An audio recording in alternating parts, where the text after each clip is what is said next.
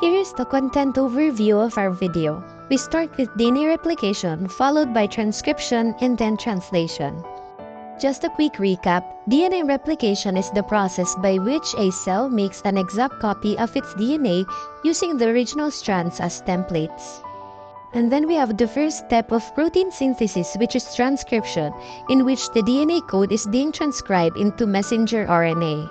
And lastly, we have the translation, in which the mRNA code is being read by a ribosome to assemble amino acid into a specific protein. During the procedure, we use the DNA simulation kit as well as the instructional guides. In the kit, white beads represent deoxyribose sugar, red beads represent the phosphate group, orange beads represent adenine, green beads represent guanine, blue beads represent cytosine, yellow beads represent thymine, and the connectors symbolizes the hydrogen bonds. First step is to create the DNA backbone by connecting alternating white and red beads. The product should look like this. Remember that the length will depend on the number of nitrogenous bases in the sequence. The next step is to attach the colored beads representing the nitrogenous bases onto the sugar beads, ensuring that the sequence followed the correct 3' to 5' orientation.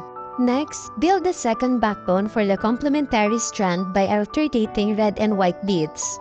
This second backbone will then be paired with colored beads that represent the complementary nitrogenous bases, matching each base to its correct pair. And it should look something like this, although this one is incomplete due to the limited number of colored beads available.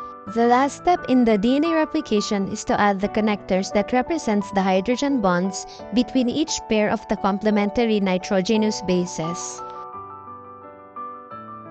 Next is transcription. For this step, we'll use the DNA strand that we built along with the RNA simulation kit and the guide provided.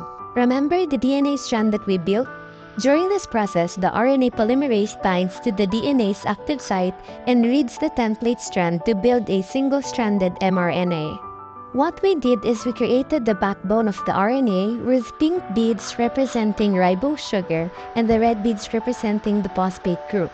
Then, we attached the colored beads corresponding to the complementary nitrogen bases from the template, replacing thymine with uracil, which is represented by the violet bead. At the start of the translation, we used the following beads. The twisted beads represent amino acids and the oval beads represents tRNA, and connecting them shows tRNA charging. This is the ribosome model, highlighting the P site and the A site. This is where the tRNA will bind to the mRNA to add amino acids and build the protein chain. This is the depiction of the mRNA strand in the ribosome.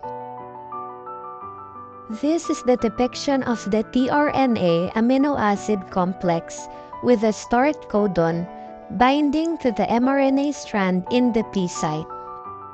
The next tRNA carrying a corresponding amino acid will enter the A site and bind to the mRNA, and the ribosome forms a peptide bond between the amino acids in the growing chain and the P site.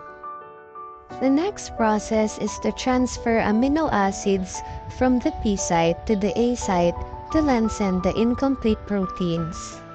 The next process is called the translocation, in which the ribosome shifts, moving the tRNA from the A site to the P site, which lengthens the growing polypeptide chain.